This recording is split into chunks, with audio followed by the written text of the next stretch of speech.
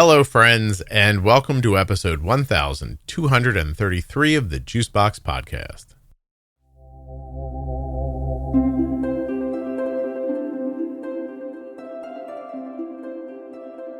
Today's episode features Sarah. She's 26 years old, was just diagnosed with type 1 diabetes in February of 2023. She suspects another autoimmune issue that presents like RA, but she can't quite figure out what it is. She's taking Plaquenil for it. We're going to discuss that, her mental health issues, some physical abuse, and a lot more. But keep in mind with this episode specifically, if you are an Apple Podcast subscriber, which means I think you pay like $5 a month to get the show a day early, and you get the Pro Tip series and the Bold Beginnings series without ads. If you have that subscription model right now, you're going to get this episode unedited and without advertisements. That means cursing and no ads if you are subscribed right now on Apple Podcast. Everyone else is getting ads and beeps. But, I mean, that's not really that bad for free. You know what I mean? Nothing you hear on the Juicebox Podcast should be considered advice, medical or otherwise. Always consult a physician before making any changes to your healthcare plan.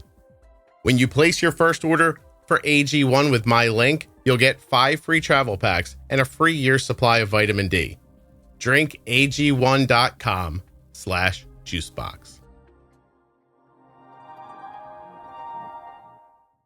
This episode of the Juicebox Podcast is sponsored by Touched by Type 1, touchedbytype1.org, and find them on Facebook and Instagram. Touched by Type 1 is an organization dedicated to helping people living with type 1 diabetes, and they have so many different programs that are doing just that. Check them out at touchedbytype1.org. Today's episode is sponsored by Medtronic Diabetes, a company that's bringing people together to redefine what it means to live with diabetes. Later in this episode, I'll be speaking with Jalen. He was diagnosed with type 1 diabetes at 14. He's 29 now. He's going to tell you a little bit about his story. To hear more stories with Medtronic Champions, go to medtronicdiabetes.com/juicebox or search the hashtag Medtronic Champion on your favorite social media platform. This show is sponsored today by the glucagon that my daughter carries, Gvoke HypoPen. Find out more at gvokeglucagon.com/juicebox. My name is Sarah. I'm 26. I was diagnosed as type 1 in February, and I'm here for whatever the new series is called. Ooh, wait, so you just were diagnosed. You're 26. March, April, May, June, July, August, September. It was in February, so. So 8 months. Mm-hmm. If you count February, then you get an extra month. When you're, I don't know, counting's difficult. So 8 months ago, type 1. Do you have any other autoimmune issues? I have an unknown rheumatological issue that I've suspected is autoimmune, but they don't know what it is. How does it manifest itself? Since I was 13, it's mostly related to I have a lot of flare-ups around my cycle. It's managed right now with Plaquenil, but I mean, it was to the point when I was 23, I was basically bedridden, and they were like, I don't know, all your tests come back clean. So it's mostly just aching specifically around the joints. It presents like RA, except no swelling. Presents like RA, no swelling, and antibodies come back negative. And it only happens around your period. It's the worst then, but I also I click a lot. My joints are very loud and when they pop. When I am not consistently taking my medication, because I tend to be forgetful, you can actually hear my joints get louder. The Plaquenil is what? It's a is that an injectable? No, it's oral. It's hydroxychloroquine. Oh. It's the blanket. It's something. Let's try this. I know that drug, actually. How much has that helped you? Significantly. Really? Significantly. When I was 23, I had worked up so bad because I had obviously was working still through all of this. But during COVID, I quit my job because I was just so built up about everything. And during that time, it's because I didn't have that daily reason to push myself to, I have to go to work, I have to do this. I deteriorated to somebody who needed help getting up out of bed very quickly. Immunosuppressive drug and antiparasitic. So, this is the drug that blew up in consciousness during COVID because why? Because, I know why. Because it's generic and it's cheap, and people said it. There were people who were saying this could maybe help with COVID, and then it turned into one of those like argument points during COVID. I remember this. Okay. That made researching it very difficult. And there were people like you using it for stuff like this, and then suddenly they were having trouble like sourcing it too. Is that this drug? It's the same one. Yeah. Okay, I remember this. I've actually thought about this for Arden at times. Does it have any side effects that are ill, like things you wouldn't want to have happen? They say that it increases your sensitivity to sunlight, but I haven't noticed anything, and I very much love to bask. So, and I have to get yearly eye exams because they say that has a chance for damage to your retinas. But other than that, and I've been on it for 3 years, and they say that there's nothing, but it's more of like you're on it for 10 years and then you have a 5% chance. I don't know the exacts, but it's relatively minor, but it's enough where it is a requirement to see a yearly ophthalmologist. So after 10 years, you have a 5% chance of having problems with your retinas? I think it's lower than that. Lower than that, even. I'm just making up numbers. Oh, well, yeah. I mean, we should definitely do that. We'll just make up numbers. I made them up about your age and how long ago February was and everything. So we're fine. What brings you on the podcast? Like when you said, I'll come on, what did you think you would talk about? I hear you speak a lot when I listened particularly to the After Dark episodes, and when you seem interested in things about mental health, and that's something that I have a lot of experience with, and I haven't heard anybody talk about. I guess when people talk about their mental health issues, they seem to have a core reason of like, oh, this happened and I feel this way, or like a core source of their problems. Mm-hmm. And I haven't heard anybody express the way that I have. I think you had one guest very briefly mention her negative connotations towards religion, but it was very sparse. Okay. Let's like dig in a little bit. Do you have mental health struggles? Oh, definitely. Like, of course I do. When did they begin? What do they look like? The best way I could word it is I remember wanting to kill myself since I was in elementary school. So forever, basically. What does that feel like? Like, how real is that feeling? Like, you make plans to kill yourself, or you just have these feelings of like, I wish I wasn't alive? It waves. So sometimes, like, as of right now, I'm pretty decent. And if you catch me like on a bad day or whatever, it's like the other day I was making coffee, and I have one of the old style coffee pots, just the regular pour over. And there had been a clog or something, and the grounds spilled up and backed up into the water tank. And I just immediately start going, I have to do everything in this house. And that's just another thing I need to do. And I keep messing everything up and blah, blah, blah, blah, blah, and on and on and on and on. And that always just spirals into, well, this wouldn't happen if you weren't still here, like you're not supposed to be. Oh, wow. And how fast does that happen from like the odd malfunction of the coffee pot that has nothing to do with you to we should find a bridge to jump off of? Like, is it like minutes or days? It is seconds. Okay. But then do you then think I'm going to go do it? Do you ever make a plan? Not in the last few years, no. But I think the only reason I never had a honest to God attempt is because I was so convinced that I was going to screw it up and I would end up more permanently damaged and worse off than when I started. So when you were younger, what stopped you from attempting suicide was the idea that you would screw that up like you've screwed up the coffee pot. Pretty much. Oh my gosh. Okay. And this stems from what? Like history of mental illness in your family? People are screaming and yelling at you. You've been abused. Anything like that? Yes. And depending on your definition of abuse, I was never really hit, but I was in very dangerous situations. I use the word neglect more often. Your whole life neglected? Pretty much. And what does that mean? That means you're on your own to eat, to go to school, to clean yourself. Nobody involves themselves with you? Yeah. When my mother and father were still together, they were both drug addicts. It was very physically abusive, very dangerous. And we were split apart by foster care.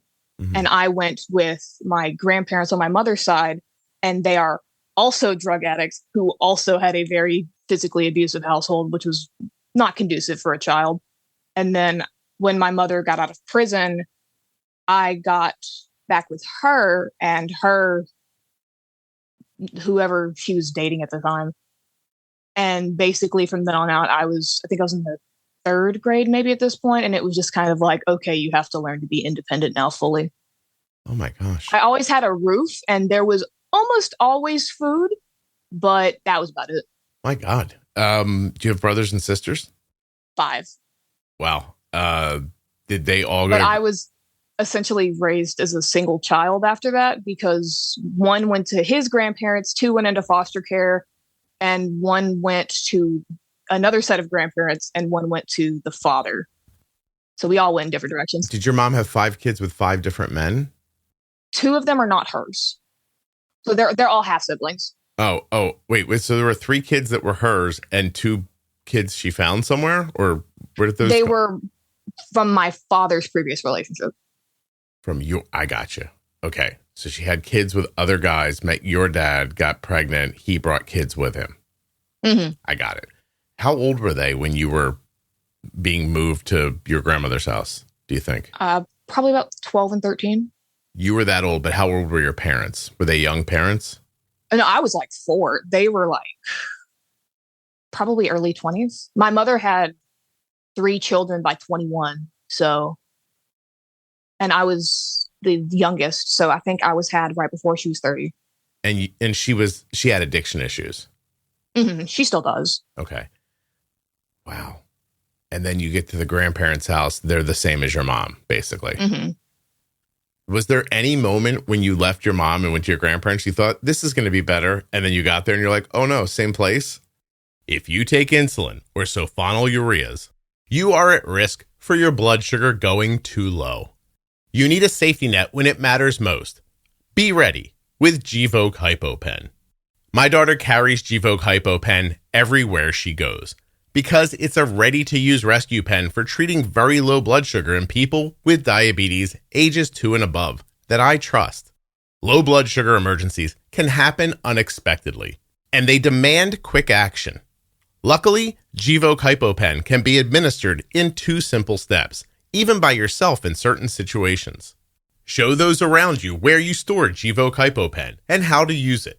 They need to know how to use Gvoke HypoPen before an emergency situation happens.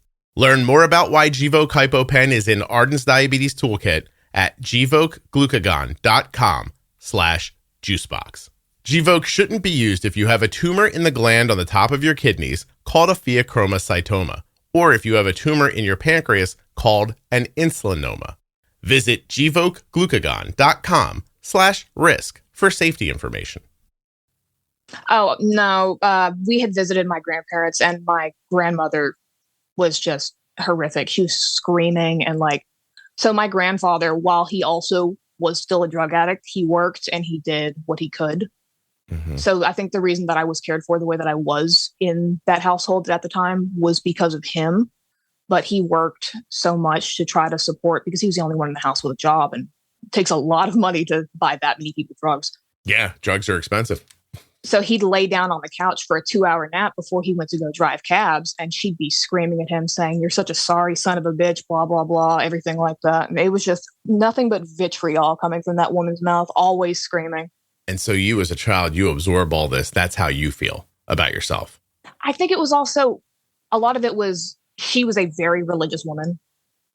It doesn't sound like it, but go ahead. I know. Southern Baptists will do that to you.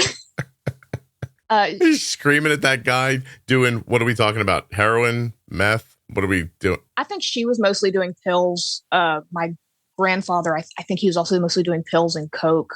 And then my aunt was living there, and whatever boyfriend she had at the time, and she switched around between crack and whatever she could get. And so I think they were mostly doing uppers, not downers. So while we're doing pills and crack and whatever else we can find, some cocaine, and screaming and yelling at each other and abusing everybody, we are going to church. We're very religious people. We are. Yeah. We cannot listen to any sort of metal music because that'll invite Satan into the home. We cannot watch Harry Potter because that's the witchcraft and that's the devil's work. We cannot associate with certain ilks of people, whether that be based on sexuality or race. Definitely opinions. When you strip all that away from them, what's the core issue? How did they get to where they are? It's definitely, in my perception of it is always having to be the victim in a situation. Okay. Do you think, looking back at them and thinking about how you feel about yourself, is it possible that this is very generational? Oh, definitely. I watched it. I watched my great grandmother have to be the victim, which followed the grandmother, and then my mother, and then my sister is very much following in the same footpath. And I tried very hard not to do the same. Mm. By the way, footbath is such an interesting illustration with words, because your feet are dirty and then the bath gets dirty and then everybody goes through it. I never heard that before, but I love that. I'll be using that at some point in my life. Thank you. I'm trying to ask a question. Isn't it funny? I'm going to ask a question I think is insulting, but I mean, after the story, like what could I say that, anyway. I'm pretty sure you won't hurt my feelings. Are they particularly smart people? Dumb? I think they used to be more intelligent, but I think the just years and years of drug usage has... My mother was never the brightest person, but I remember clearly the one time it really clicked with me that, this is changing who she is. Sometime when I was in high school, she asked me how to spell house. Oh. And I was like, oh no, this is really affecting her. You're in trouble. I'm in trouble. We're all in trouble. Yeah. Okay, I'm gonna get my to-do list out and cross off all the jobs that I was hoping to have one day. I don't think I'm gonna make it to. Yeah. If the lady supporting me is like house, what are all the letters in that? Give them to me in order, please. I think you're like, I don't think I'm going to MIT anymore. What were your goals? Like, did you have goals as a child, or did this fall on you so quickly that you kind of couldn't even dream like that? I never had any expectations for myself. I used to joke in high school that you would find me on the corner in my box, and that's if I made it that far, if the real estate would let me get a box in that neighborhood. I had the down payment on the box, but I couldn't secure the water rights. I don't want to ask you where you lived, but is this common where you grew up?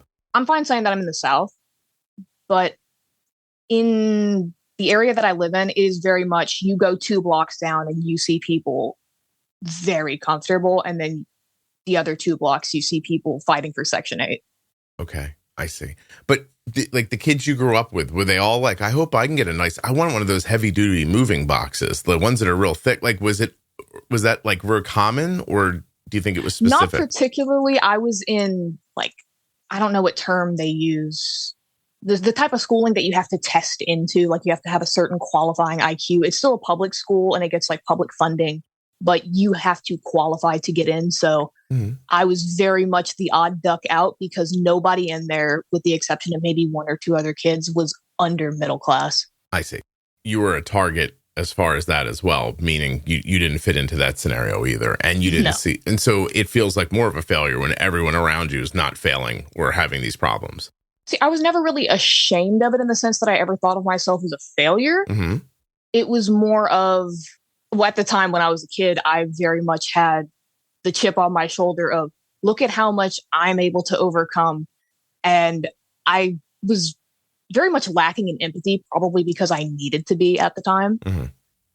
And I'd hear the people around me, and the biggest challenge that they'd ever gone through is the loss of a pet or their parents getting divorced. And I'm like, hey, my grandfather is in a coma and he's been on a ventilator for 3 years.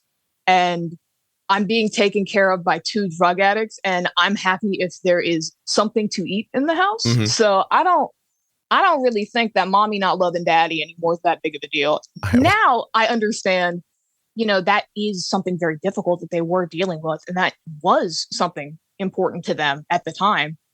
And I'm sure, but at the time, I didn't have the sympathy for it because it seemed like nothing. Mm-hmm. And maybe that's actually just at the level of things people are meant to deal with in a modern society. Like, you don't need to be like having the experience of watching your grandmother crush up an oxy is not exactly, like something people are supposed to live through. And sure, in the beginning, you tell yourself that stuff like, man, I can overcome anything. But those are the words of somebody who's being oppressed by life every 5 seconds, because if you don't do that, then you feel like it's just going to crush you. And then, if you don't get back up, you're dead. And that whole thing happens.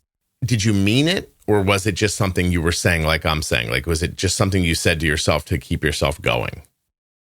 I think I really did take pride in it, but I think it was because I didn't have anything else I could take pride in.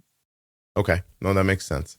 Do you think if I lift you up out of your bassinet and take you somewhere where none of this is happening, do you think you're a person who thinks about ending their life and feels terrible about the coffee grinds and everything else?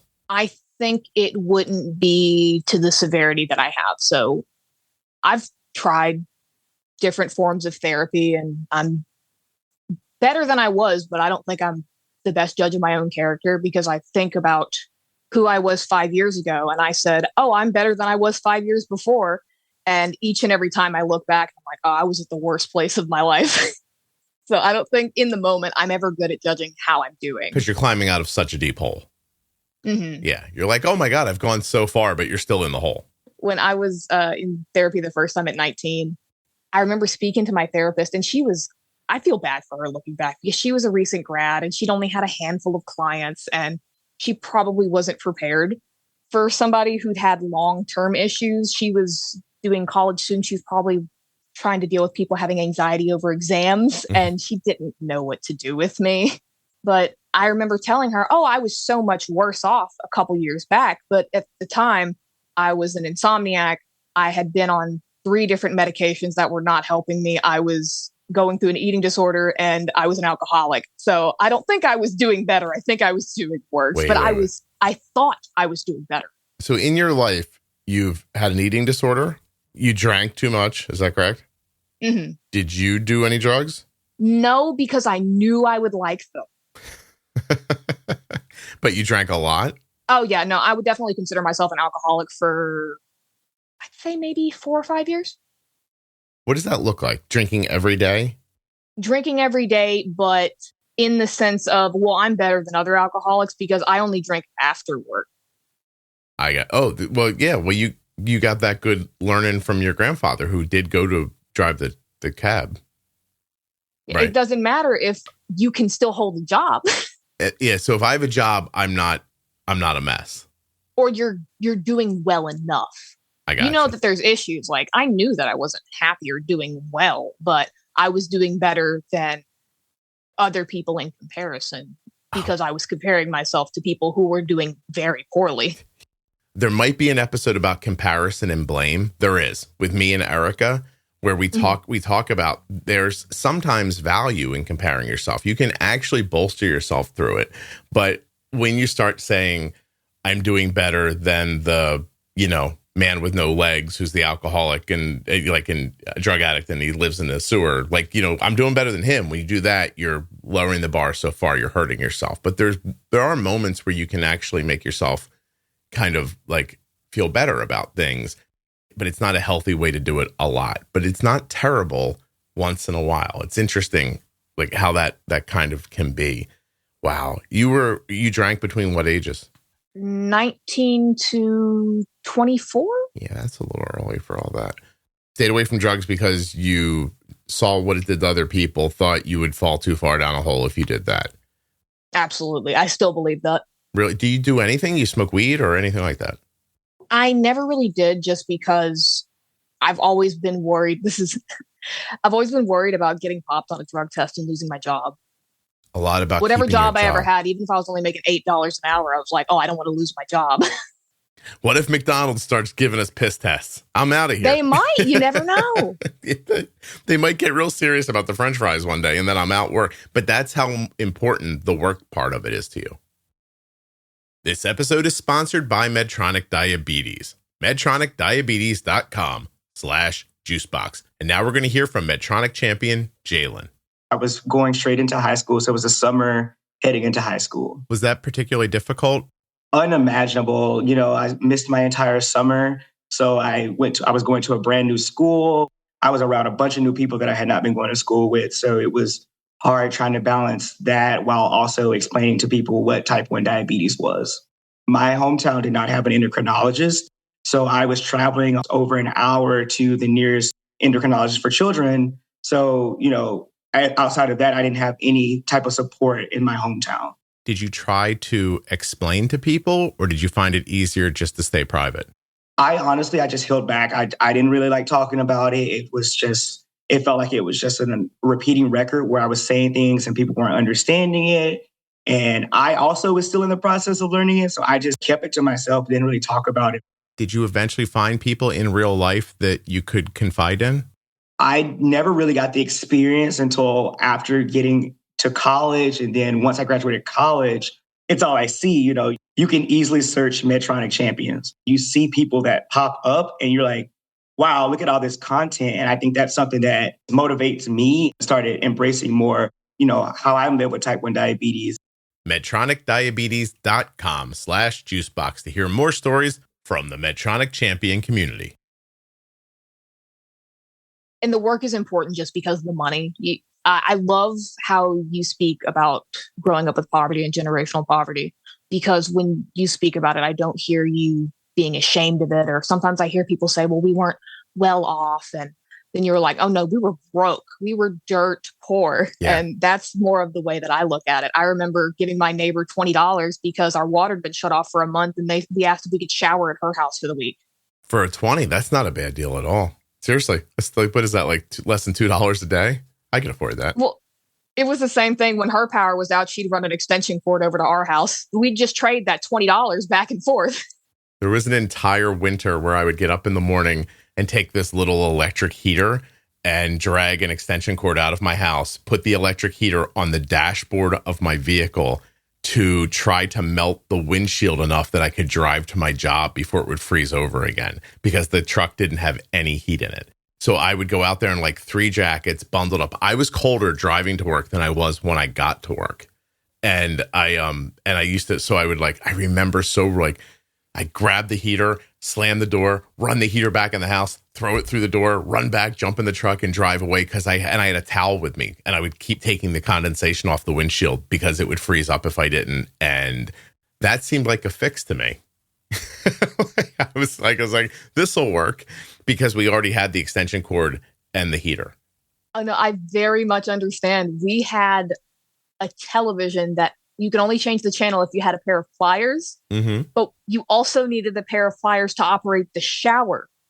So, but we only had one pair of pliers. So if somebody was taking a shower, you couldn't watch, you had to pick whatever channel it was on. That's what you were watching. You had a moment in your life where you were like, I have to go get the TV pliers so I can take a shower. Yes. Wow. Yeah, that pretty much should sum it up for anybody listening who doesn't understand what it means when you say, I never had any money. Oh, that's absolutely fascinating. Yeah. Oh, you're very nice to share that. Okay. So none of that talks about the religious thing. So you think that a lot of your problems stem from the religion that you were around? It's not in the sense of I am scared I'm going to go to hell or anything like that. And I'm not religious at this point. It's the religion was boiled down to morality, and it was, this is good, this is bad. And everything was good or bad. It was very black and white. And that morality just drilled into me very heavily. And if I was to like summarize what is the core of my being, that are like the entanglement of my issues, if you were to try to get to the middle of the rubber band ball, that little ball in the middle is, I think I am a morally bad person, even with no evidence towards it. Because you enjoyed the Harry Potter films? No, I don't know where the original idea stemmed from. I guess just, I have an assumption. I think when I was small, it was like, all of these bad things are happening. Bad things happen to bad people, as I am taught. Therefore, I must be bad. And I think I just internalized that. Yeah, it's that self-flagellation thing. Like your grandmother is thinking, if I follow the word of God, he'll save me. And because I'm not being saved, this is a reflection on who I am, because I'm not worthy of that saving. Is that about it? I can't speak too much on her mindset because it was confusing even to me, even to this day. Okay. I don't quite know. Because she calls me sometimes and says, she leaves voicemails, and I've blocked her like 3 or 4 times. I don't want to talk to her. I think I've made it abundantly clear, but she just keeps finding new ways to try to contact me. And she'll leave me voicemails and say, I don't understand why you don't want to speak to me. Like, you know. Well, as people get older, though, their brains go a little mushy. How old is she? Is she in her 70s yet? Yeah, she's in her 70s. Yeah. Trust me, the frontal lobe begins to shrink with age. And a lot of that, what I'll call piss and vinegar, kind of goes away a little bit. And then they start misremembering things or remembering things kinder than they were. And then all of a sudden it's like, I don't understand. Like, why are we even talking about this? Because they really don't remember sometimes. I feel like it's more of a learned behavior because I see the exact same thing with my mother and my sister. And my mother's in her early 50s. My sister is in her early 30s. And I see them do the exact same thing. We'll pretend none of this happened and let's start over again. But if you started over again with them, you'd be back in the foot bath pretty quickly, right? It's very difficult. Yeah. I used to have anger issues, and my mother and I would just be screaming at each other every time. We wouldn't speak to each other for 3 weeks. And then if we intersected even for 45 seconds, it would be a screaming match. Do you ever remember what you were yelling about, or was it nonsense? It was nothing. So it would be, I'd be in my room and the door would be closed, and she would start screaming about, why is the door closed? What are you doing there? Why are you trying to hide from me? And then it just snowballed into, like, I had a habit of wearing jackets because I was a teenager with an eating disorder and insecure about my body. I wore oversized clothing because I didn't want to show it. And she would say, why are you doing this? Blah, blah, blah. And she would always assume that I was hiding something bigger than it really was reality. I see what you mean. If I got your mom and your grandmother together, like on Family Feud or something like that, and we did like morality Family Feud, and I said to them, pills or Harry Potter, what's the bad thing? They'd go Harry Potter. Probably. My grandmother, definitely. My mother has skewed further from religion and more towards conspiracy. She is an avid follower of Alex Jones now. Do tell. So how does the conspiracy support her problem? Like, you know what I mean? Like, because your grandmother's like using the religion idea to support her ideas. How does the conspiracy support your mom's ideas? Very much victim. Everything's out to get me. There's always a plan. There's always something, some sort of a cabal. And then when I say, hey, maybe the things that you are believing in are problematic and causing you problems, and maybe it has nothing to do with the government controlling the weather or the president being replaced, or now she's really big into UFOs and fairies and ethereal beings. And I don't even know what the point of those ones are. She just thinks that there are things around her. Tell me, did your mom at some point believe there were Jewish space lasers? She never said the word Jewish, but it was very heavily implied. So like to that level. Very much. She believes if you get somebody who can speak fast enough and energetically enough, I think she'd believe it, except for anything that's sensible. I had this conversation with somebody very, very recently. And we were talking about, the paths that people take. And at some point, this person said, the problem is the internet. I said, I need to stop you. I said, I do a lot of good with the internet. And I don't think it's the internet. I think it's the intention of the person who uses the tool. And he's like, well, what do you mean? I said, well, I'm like, I do a thing. It's weird because he was talking to somebody I didn't really know in like a social setting. And I said, I have a podcast. It helps a lot of people. And I have a Facebook group. It helps a lot of people. My intention was for it to help people. And so because that's my intention, it's my perspective, it's where I come from, that's the thing I've made happen. And I use the internet as a tool to accomplish that. I said, but I have to tell you, I said, I know my ability to talk to people. And if I wanted to be, and I used the example, I said, if I wanted to be like a televangelist, I'd be so good at it. I said, I'd be so good at it if I had the heart to do it that way. I said, my heart doesn't tell me to do that. And I said, but if it did, if I had a dark heart, I could absolutely scare the crap out of you, take your money from you, and leave you thanking me. It's a shame, but that's what happens sometimes when people use those ideas to take advantage of other people in those situations.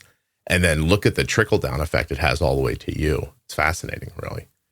I definitely feel that when it comes to just the amount of charisma that those people have. We wouldn't have money to put gas in the car, but there was a check for the 700 Club on the dining room table. No kidding. Yeah. No, I could have got your mom and grandmom to give me money. No trouble. If by the way, inside I was like, hey, I'm going to screw these people over and find a way to take their money, use their insecurities to take their money from them. I don't even with the podcast, this sounds probably bullshitty to people, but I take the advertising so you guys don't have to pay for the podcast. Like, that's my goal, really. And even like where this episode, it's funny, you came on, you're like, I'm going to curse a lot. 33 minutes in, no one has said a bad word. I think I said shit one time. Really? Yeah. No one's cursed. Like, well, I'm setting up right now, putting like the management stuff without ads on it behind a paywall, so that if at one point in the future I lose my advertising for any reason, this good information about helping people with their diabetes can kind of continue to exist. But I wouldn't want you to pay for it. And I've said this a couple of times on here, but I had a company come to me a number of years ago now, and they were like, how many downloads do you have? And I told them, and they said, we can monetize that. Imagine, I think the woman said on the phone call, imagine if you got 50 cents for every one of those downloads. And at that point, she was talking to me. I had like 4 million downloads. And I was like, I would have $2 million. And she goes, yes. And I'm like, that doesn't sound right. And she's like, no. And she's really selling, like, but of course they get a piece of it. Like, she's trying to, what really happens is that company sees me having some success, and they're like, how can we take a percentage of that person's success from them? And I had the wherewithal to say, if I start charging for downloads, I wouldn't have 4 million, because there'd be people who'd look at an episode and go, I don't care enough about that to pay 50 cents for it. And she's like, oh no, you're making a big mistake. And I have to tell you, Sarah, sitting here today with 15 million downloads total, and I think I got 6.5 this year, there is that part of you that goes, well, could I have gotten a 20 cents for each one of them? That would have still been an insane amount of money. And then I think, doesn't matter, because it eliminates people from getting to the information. Like it doesn't matter if it's 20 cents or $20 or what it is. There's going to be somebody at that point that goes, I can't afford that, or I'm not paying that, or whatever. And then the way I think of it is, somewhere along the line, some young person like you who just was diagnosed, or some lady who's trying to help her kid or whatever, doesn't find the information, and they live a whole life, tormented by their diabetes unnecessarily. And I don't have the heart for that. Like, I really don't. But a lot of people do. And it's not everybody, but it's enough people to find people like your mom and dad and grandmother and grandfather, and take advantage of them, and then leave you in the situation you're in. So I don't know. It's upsetting to me, because I think it's probably more upsetting to me because I could do it. Like, I could have said yes to that company, and I probably would have eliminated 50% of my downloads, and I still would have had 1 million. And I still would have, I still would have made that money that year. And so it's not for me. The money would be, I'd like to say, if somebody out there is rich and they're just like, oh my God, what a lovely thing, I'll just give Scott $1 million, I'd happily take it. Just send it right over. But for the moment, like, I don't know, I can't imagine that. And I don't know what would have to happen to me to darken my heart enough to just go, I don't care about these people. Let me try to like cash grab this. It's really sad. Honestly, I feel bad for you. I think part of the reason that you feel that way is because you don't view things as transactional. Like, I have done enough good, therefore I am entitled to my own good. Yeah, I haven't had that thought ever. I'll be like, oh wow, I had a day where I got a lot of notes today. I'm like happy for those people, but I don't sit and think I did that. Like, I have to consciously step back. It is kind of an important thing when you do like what I do. Like, there's times I do have to step back and say, my actions led to this good thing for this person. And you have to kind of let yourself feel it for a little bit, but you can't bask in it and then expect to be paid for it.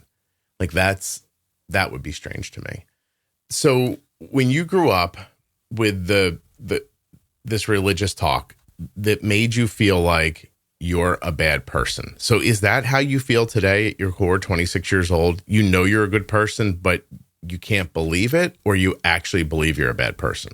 It is my first inclination to believe that I'm a bad person. So I'm hypersensitive about things, both emotionally and how I am perceived by people that I care about, and how people act towards me. But it's only extended towards people who I choose to interact with my life. It's not like, oh, I bumped into a stranger who probably thinks I'm horrible. It doesn't extend that far. It's, I sat something down too hard and my partner's in the room. Maybe he thinks I'm mad at him. I didn't intend to do that.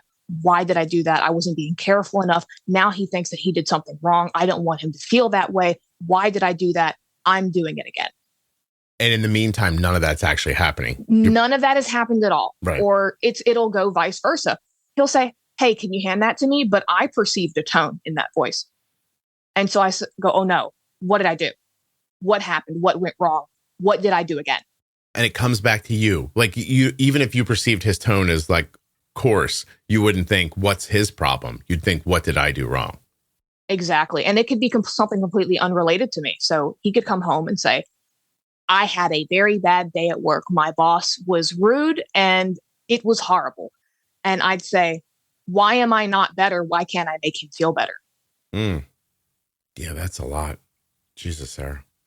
And you're not in therapy at the moment? No, my last therapist, at the time I was relapsing with both drinking and self-harm. And from my perspective, I thought I was developing compulsions because I have had 2 houses burned down. And I'd gotten to where I was shutting the breakers off when I left the house because I was so worried about another electrical fire. And I one day had gotten probably 20 minutes down the road. I was on the way to work and I couldn't remember if I'd shut my stove off. I hadn't cooked in like 3 days, but I couldn't remember if I'd shut my stove off. So I had to drive all the way back to go check that the stove was off. Of course it was. And when I told my therapist this, she wanted to talk about my hygiene habits and make sure that I have a consistent dental routine. And that wasn't my priority at the moment. And that was one of the best therapists I could find. So, Sarah, you're telling me that if you just would have gotten your teeth cleaned every 6 months, that your stove definitely would have been off? Exactly. There you go. I am, I fall, listen, no matter what walk of life you're in, whether it's like literally people making the fries at McDonald's or a therapist or, anybody along the way, you're going to get varying levels of, proficiency out of people who are doing a job. But I think talk therapy in general, just getting things out, is at the basic level, it's at least valuable just to talk to somebody. You're going to feel better after you and I talk today. Like, I'm going to feel better when it's over. The people who listen are going to feel better after it's over. It doesn't maybe move the needle enough and change things. But if you do it often enough, it can act as I don't know, like you're letting the steam out of the pot a little bit at the very least. But yeah, finding someone that's actually thoughtful, can see big picture and help you is not easy. It really is. Especially I'm on Medicaid and there is very limited amounts of, to get my Omnipod, I had to contact a state senator and get the state board involved. But so finding even just a regular therapist who can accept Medicaid is very difficult. If I moved you, like, I don't know where you are, it doesn't matter to me.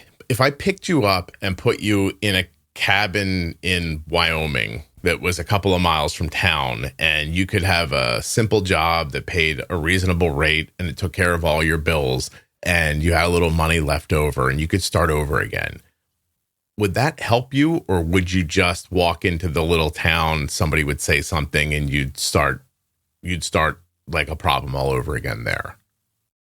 I think it would definitely follow me because that has internalized so much. Even when I try to distance myself from it, once again, not the best judge. I think I'm doing better than I was before. I'm not having full-on breakdowns. But one thing that I learned, at least, because there's no telling how long I was undiagnosed, but when I'm doing the ping-ponging, bouncing around, it's like otherworldly mood swings, like anything. I remember I was walking home with my partner and I'd just been crying for 3 straight hours, and we're walking and I just keep saying, can I be done being upset yet? I'd like to be done being upset yet, but I'm doing the hiccuping sobs and everything. And it just feels outside of you. Okay. In that moment, do you know you're not upset anymore? Yes. You know you're not upset. You consciously want to stop. Can't stop it happening. What ended up bringing it to an end? You just exhausted? You just have to wait it out. And it's like that. There are times where I will just suddenly feel a drop in my chest. Like the sound, that sound effect when they turn the sound down, it gets like, mm-hmm. the emotional equivalent of that. I'll just feel that sink into my chest, and then like suddenly I can't talk. Interesting. It's just kind of, then you're exhausted and it's over and you just can't do it anymore. Sometimes it's 30, 40 minutes. Sometimes it's the whole day. And what's the feedback from your partner? Oh no, she's having big feelings. Does your partner have issues as well? He had a brief stint of major depression, but it's to the extent of it. Okay. He tries to be as understanding as he can, and he knows that there are certain things that he will never fully get, and he listens, but he doesn't know what support needs to be offered. And I don't know what support I need because nothing has helped except time. Yeah. So if I asked you, like, unlike some people's problems, if I said, look, I give you a magic wand, like, what fixes this? Some people might be like, oh, if I made $3 more an hour, or if I had this, or like, but you don't even know what would help you, right? Other than just for the feelings to go away. Well, I've been looking into ketamine therapy. Okay. I don't know if that would help. Well, do you think you're depressed? It comes and goes, definitely, though. I think my last diagnosis was persistent depressive disorder. So you're talking about looking into what's become pretty popular, I guess, in zeitgeist now. So the idea of like almost resetting yourself with either like low dose mushrooms like psilocybin or ketamine, they're talking a lot about those things. There's some pretty good research going on at Johns Hopkins about it, I think. In a controlled, like, I don't mean like getting a bag of mushrooms from a guy. That's not what I'm talking about. Like in a controlled environment that I think is also supported with therapy immediately afterwards, that people are finding like their trauma, which, I mean, obviously yours is growing up the way you did, from like soldiers to people who grew up with your situations to people who've had like, I don't know, like horrible accidents. Like they're able to, it seems like they're having some success, I should say, resetting people, for the lack of a better term. Is that what you've heard?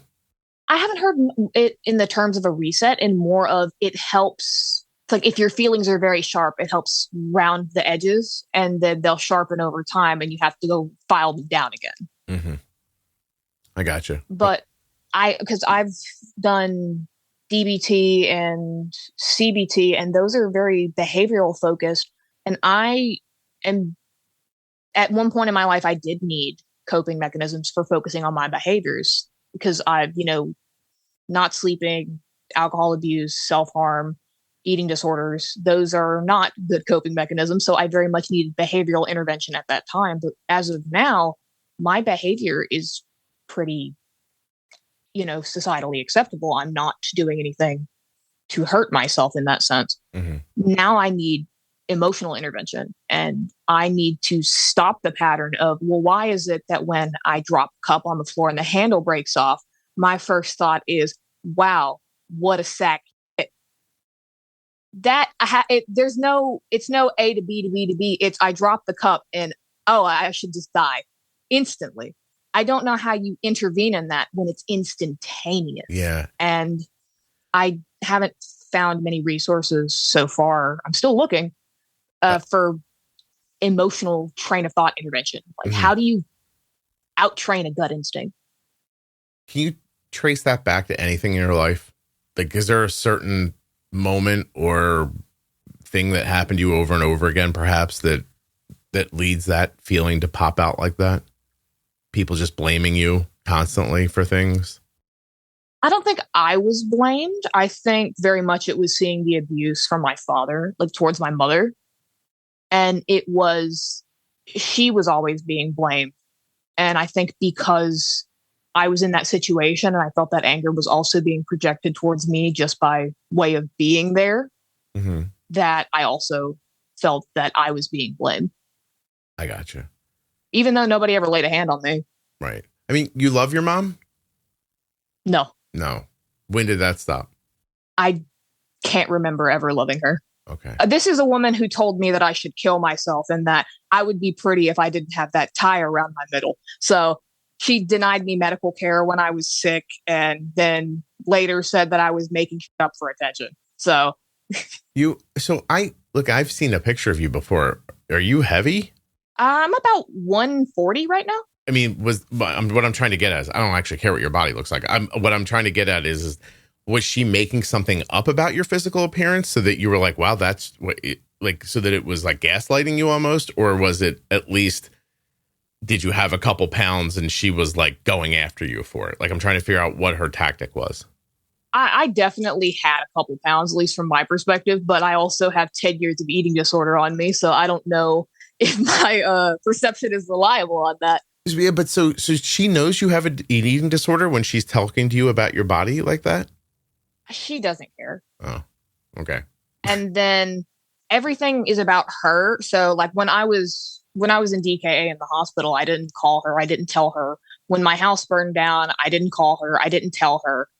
But when she found out, I got a call, and it was her being so upset and her feelings being so hurt. And I was like, ma'am, this is not about you. I don't have a house. Yeah. I don't want to hear about your problems. Have you ever tried EMDR, the rapid eye movement therapy? When I've looked into it, it feels more akin to PTSD and people with like vivid flashbacks. So like if I got screamed at and I immediately thought of, oh, I feel exactly like when my father screamed at me or when my grandmother was screaming and I'm in that moment in that time. It seems good interventional for that, but I don't really have flashbacks. So I don't think it would be very beneficial. Yeah. I mean, I don't know enough about it to speak about it, but I mean, I also don't think we can't call what happened to you not traumatic, you know? Oh no, there are definitely some things that like like I was saying with a therapist that was just a recent grad. I remember telling her a story from my childhood and she had to say, I'm sorry, give me a second. I need to. She had to collect herself. Yeah. She had to collect herself. And I was like, oh, okay. That's happened to me making the podcast a number of times. I'm like, okay, hold on a second. Wait. And it hits you that the person telling the story they're just like, oh, this is the thing that happened to me. And it's hitting you so viscerally. You're like, wait, that's insane. Like, you know, like I have to like put those thoughts in order and relax for a second to hear the rest of it because it's so outside of ordinary, normal, kind, you know, all those things. It's hard to look at that person and realize that that's like a Tuesday for them, you know? It'll be, so the thing about the talking that I don't really feel the emotional catharsis from saying, oh, I experienced this traumatic thing and it makes me feel this way. Yeah. You don't get a release at all. Not at all. Because I don't really. So when I think about something traumatic that happened to me when I was 5, I remember it vividly. And I know that I have an aversion to mirrors to this day. And I know why I do. I know the event that caused that link to where now I have all the mirrors in my house covered up except for one. And I know why that is.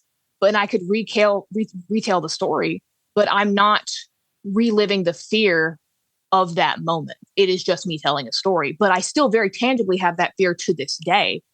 So I don't really, you know. What happened that made you like avoid mirrors? I don't know if my father was on some sort of a bender or whatever, but he had locked me and my mother in our guest bathroom at this house that we lived in. And he was holding a knife to her throat and making her look at herself in the mirror while he's pressing the knife to her and saying, say you hate your mother, say you hate your daughter, say you hate God, say you're a sorry piece of shit and this, you have to do this and everything like that. And I don't think that was good to be trapped in there like that. How old were you, Sarah? Probably like 5. Yeah, you made me cry finally. It took almost an hour. Good job. Hold on a second. Oh, I didn't mean to make you cry. I'm okay. Hold on a second. I can do it. It didn't happen to me. Give me a minute. Just let me, oh my God. See, that's the thing. That happened to you. That happened to your mom. And you're recanting it like, oh my God, in July when I was 10, we went to Disney. Now, it was amazing. And it sounds like a regular story from your life. And that's not a regular story. And that wasn't something super uncommon. I remember we were living in a trailer. He kicked down the front door. He shattered the glass coffee table, cocked a shotgun and said, where's that hiding? And she'd crawled out the bathroom window and was hunched underneath the trailer. And we were just saying like, you know, please do not kill her. You're just living in a mid-level Netflix TV series. Like, what the hell? Like, Seriously. That's not a real thing that's supposed to happen. Unfortunately, it is. Yeah. What's the, okay, here we go. You've lived through all this and seen it. I make you the king of the world. You have I don't know, whatever. I give you a magic wand. How do you fix this bigger problem in society? What makes it go away? I feel a lot of it is education and empathy. I think empathy is a learned skill because I think I had to learn it.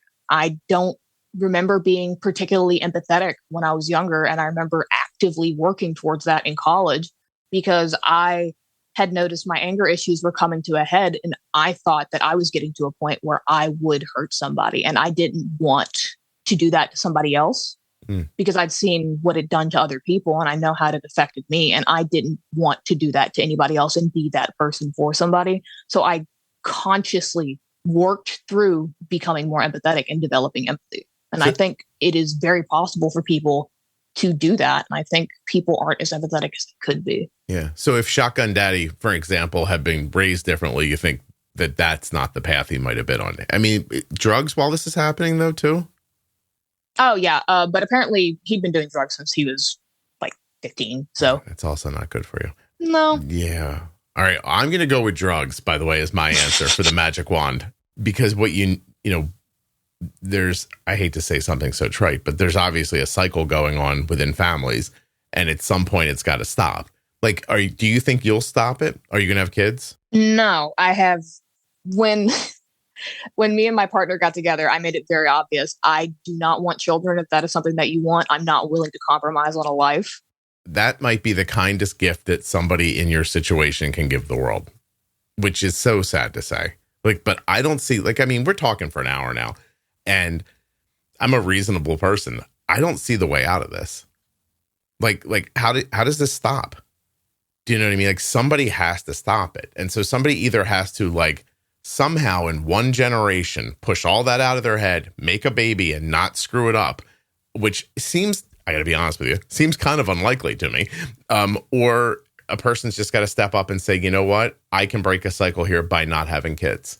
Like, my family has taught this for generations, and I can go live a lovely life and not teach it to somebody else and let it die here with me. But is that how you feel about it?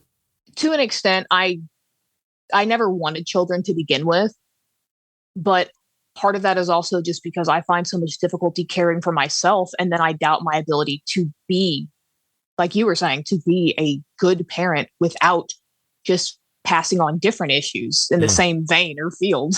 You won't know you're doing it. Now here's the alternate to that argument. I can jump on the other side of it and say everybody's messed up. Not enough people are going to make this ultimate sacrifice to help things. And so, like, why should you be the one that doesn't have kids? But at the same time, you have that empathy piece. So you're trying to avoid making people feel the way you feel and do feel. Is that fair? I think that is fair. And besides, ship's already sailed. Partner already got the vasectomy, so I think we're good. There's other guys. I mean, you might end up with, you know what I'm saying? I like this one. Well, listen, your mom liked 3 or 4 different guys, so it's fine. Well, this one doesn't hit me, so I think I'm going to keep him. Wait, Sarah, have you been with guys that have hit you? I dated a girl who treated me poorly, but it was never to the point of physical abuse. Okay. Were you scared in that relationship? Oh, terrified. But I think part of it was also just self-flagellation in the sense of I was convinced that I was always doing something wrong. So I was always looking for something that I had done wrong. And this was somebody who always needed to let steam off. Mm-hmm. And I already was taking the assumed role of, well, I've already done something wrong. And so it was very easy to be like, well, yes, you did. I see. Yeah, I see. So you were fulfilling a need for her and she was fulfilling one for you. You knew you were a bad person, needed somebody to tell you were bad, and she needed to, like, go off crazy, and who better than a person who deserves it? That kind of feel. Mm-hmm. Jeez. Do you have sex in a relationship like that? Not really. I was going to say. That would be weird. Jesus Christ. Sometimes I think everybody just needs to go home and calm the f down. I think that does help some people. Oh my gosh. I was one time, I don't even think I could say this on here, but the Facebook group was going crazy like a couple of years ago. It seems to move with the moon, if I'm being completely honest. And then like drunk o'clock comes in. There's like, drunk Facebooking that happens right around 10:30 Eastern time. I don't know if anybody knows this or not. But I just one day, one of the moderators was like saying to me, like, what is happening? And I just texted back and I said, I think everybody just needs to go and calm the fuck down for 5 seconds. I was like, this is ridiculous. I don't think I wasn't able to relay that publicly in a way that I thought would be helpful. But I was like, you all need to relax. Like, find your thing. I don't know what it is, but Jesus, find your thing. But that's also, by the way, from a perspective that's mine, which didn't live through the craziness that you've described or that many people go through. Like, my life sucked. Like, growing up, like, I'm not going to say differently. There was a lot of yelling from my dad. My mom was a little like kind of beaten down, like not physically, but, she didn't want to be the one that was the focus. So if he yelled at us, she kind of stayed in the background. There was no money. They weren't doing drugs. Well, in fairness, I know my mom wasn't. I don't think my dad was, but I would be too young to know. He wasn't a drinker, like, beer sometimes, but in social situations and only one or two, like, and not frequently, not a drinker. Just a lot of anger, I guess, at whatever. I couldn't possibly tell you what it was about. But even describing that as my upbringing and then divorce in there and like more poverty and like that kind of stuff, even describing that as my upbringing doesn't hold a candle to yours. I look like I lived in Leave It to Beaver compared to you. Like, no kidding. I love hearing you discuss your upbringing because when there's a story that you've told multiple times on the podcast about when you stood up to your father when he kicked you and you were just like, you could keep doing that, but I ain't changing my mind. Mm-hmm. And I love hearing you discuss things like that with the difficulties in that and then the poverty that you experienced. And, I drove because I had to. It's what I was required to do in that situation to make it through. And then hearing the stable and level person that you are perceived to be, at least for me. I appreciate that. Yeah, I could be making this all up, I guess. But no, I'm a pretty like boring person now. Like, I get up, I do a job, I take care of the people I love, I clean the house. Like, my wife went away for business for 3 days this week, right? A couple of people came to my house to get into one car and go away to this thing that my wife was going to go speak at. And there's just a couple of people in my house that work with my wife, but I've never really met more than just like over Zoom calls and stuff like that. Kelly says to me, what are you going to do while I'm gone? So it's like Tuesday morning. She's leaving at like 10 a.m. She's not coming home till late on Thursday night. And I went, I'm going to get ahead on the podcast and I'm going to cut the grass and I'm going to have to go grocery shopping. I don't have enough food here for while you're gone. And that excited me because Kelly doesn't like seafood. I thought, I can eat seafood. Like, she won't complain about it smelling. That'll be nice. And then Wednesday night, I got done working at like 5:00 and I was like, I'm going to go to a movie. And I went to a movie by myself. And I had such a nice time. I talked to this lady that I met there and like we had a nice time like watching the movie. She and I were the only ones in the theater together. And like we had a little conversation afterwards and I went home and I went to sleep. I didn't get drunk or high. I didn't fuck the lady at the movie theater. Like, and you know what I mean? Like, that's pretty much me. Like, I'm a pretty normal, like average person, but I'm not boring. I'm not bored by life. I'm not sad. Like, I think this is what people are shooting for. But I think I'm wrong. I think most people are shooting for pills and craziness and, live fast, die young. And I'm like, I don't know. I like to help people, make some money, take care of the people I love, make sure the laundry's done, that kind of stuff. Like, I don't know. Maybe that might sound crazy to other people, honestly. I have no idea. It sounds absolutely perfect to me. When somebody says, what do you think? What do you want in your life? What do you envision? I think of myself sitting on a porch watching ducks swim on my pond, and I own like maybe 2 acres. That is all I'm shooting for. So a life where you feel content in, I'm going to go cook a meal that maybe my partner doesn't like, and then I'm going to go watch a movie by myself and then come home to a clean house. That is what I strive to be content with. content with. When I think about retirement, like being older, I think about being somewhere physically close enough to my children to watch their lives unfold. I think about having enough money that I can go see somebody or send a gift, or if my son or daughter were to call and say, oh my God, I'm in so much trouble, I need $500, I'd be able to go, here's $500. And then the rest of it is, I want to be healthy long enough to sit around with my wife and reminisce about the things we accomplished. Like I know people are like, oh, I'm going to travel. And like, I would like to go to a couple beaches, and hang out and do some stuff like that. But like, if I saw France or England or Australia, I'd be like, well, that'd be great. But if it doesn't happen, I wouldn't regret that at all. I wouldn't even care. To me, I've always identified myself by the thoughts in my head. And it actually hurt me. I've tried to talk about a little bit in the Weekovy diaries, like as I'm talking about losing weight. I think one of the things that hurt me about my weight and my health as I was an adult is that I didn't judge myself by the way I looked. So if I gained weight or I didn't look okay, my thoughts were still crystal clear. So I was like, that's okay. This is who I am. I'm my thoughts.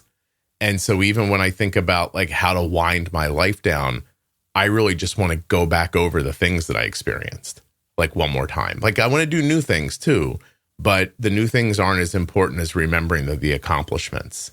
And I don't know, that's like how it all seems to me. I am probably pretty boring to most people, don't you think? See, I don't view that as boring. Well, not to you, because you had a knife held to your mom's throat while people were screaming into a mirror. So you're like, that sounds perfect. Okay, so maybe we found another thing that I'm not a good judge of. Which is? Just what people find boring. Because my partner talks about he wants to travel, he wants to do all these things, and he's thinking about going back to school, and he used to volunteer for the Red Cross and go to like disaster zones, and he loved every second of it. And that sounds horrible. I do not like the idea of doing that. I grew up in a disaster zone. I don't need you to go find another one for me. I'm okay. Yeah, I don't know. Like to me, that sounds right. Like even like where I actually spend money in my life is very specific places. Like it's around my comfort. Like I have a really comfortable sofa. Like that's on purpose. Here's a funny thing. I don't sit in it that often, but I have it.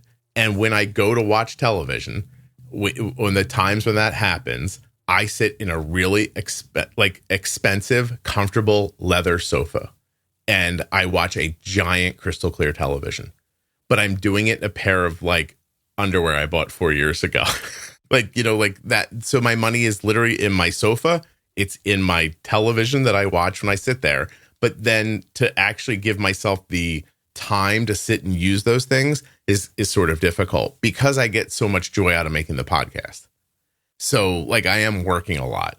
I know it probably doesn't seem like work to some people, but it's an intense amount of time. Oh, no, it's definitely work. Yeah, it's an intense amount of time. So, and my car is a little nicer than it needs to be because I spend a fair amount of time in my car, like driving to go help other people. So that's pretty much it. Like I don't have, like I would tell you that the stuff that I'm looking at everything I use to make the podcast with, right? Everything. And I can do it in my head really quick. 7, 14, 21, 3,000, 4,000, 5, 6. I'm sitting probably in front of about $6,000 worth of equipment. And that's it. I mean, that's a very low outlay to start a business. Do you know what I mean? Like it's almost nothing. I don't pay rent. I don't do anything. As a matter of fact, at the end of the year, I end up paying more in taxes than other people because I don't have any overhead. Like I don't have a bill like to pay. I hired an editor and I told the accountant that handles the taxes for the podcast. And he's like, oh, thank God you're finally spending money on something.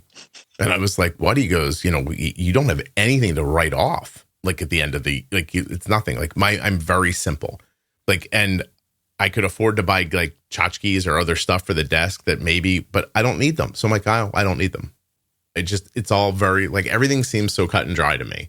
Like about stuff like that, about being wasteful and what nice is. And like right now today, like, like Arden didn't feel well yesterday. Like I'm worried about that. So I'm recording with you. And when I'm finished recording with you, she's away at college. So I will get on the phone. I'm going to call a doctor that's local here. I'm going to start getting her set up to come back and do to see that doctor when she gets home in 4 weeks. I'm going to wait for her to wake up. I'm going to counsel her over the phone, comfort her, try to make a plan to help her get through the next 4 weeks, like that kind of stuff. And it's not fun, but it's fulfilling. And if we had to look backwards, Sarah, and wonder, it's probably because no one took care of me like that when I was little, right? We all do things for our own motivations. Yeah, right. I'm doing that because it's the worst thing that I could remember happening to me. And so therefore, I do not want to do those things to other people. But that's not mixed with any kind of mental illness for me. And that, to me, that's the linchpin. Like, that's where it gets hard for other people, when you have some sort of depression happening, or like, intrusive thoughts, which is what, I mean, that's the coffee mug thing. Like, that thought is there so quickly, it's ahead of your common sense. And then that kind of, the rest of it just tumbles down, and you just, boom, you just fall into a black hole in 2 seconds. I don't know how to fix that. I'm sorry. Well, I wasn't expecting you to fix me, Scott. I didn't think you were, but I still feel bad. Like, because of how I feel towards the people around me, and it's just who I am. Like, I had somebody tell me years ago, this is going to sound crazy. They were in the diabetes space. They wanted to buy an ad for something. I forget what. And the guy goes to me, well, you're a caregiver. And I said, what? And it's funny. I'd been a stay-at-home dad for 20 years at that point. I had a blog that helped people. I was launching the podcast at that point. My whole life I had spent helping other people. And he goes, yeah, you're a caregiver. And I have to tell you, it's the first time it ever occurred to me that I was at my core a person who enjoys taking care of other people. I didn't know that about myself. It's really crazy. Actually, I had a woman tell me recently that I'm very direct. And my first thought was, no, I'm not. Like, I didn't know that about myself. And as we started talking, I was like, oh, she's right. Like, I am. And I'm not just direct. I'm like Northeast direct, which is even worse.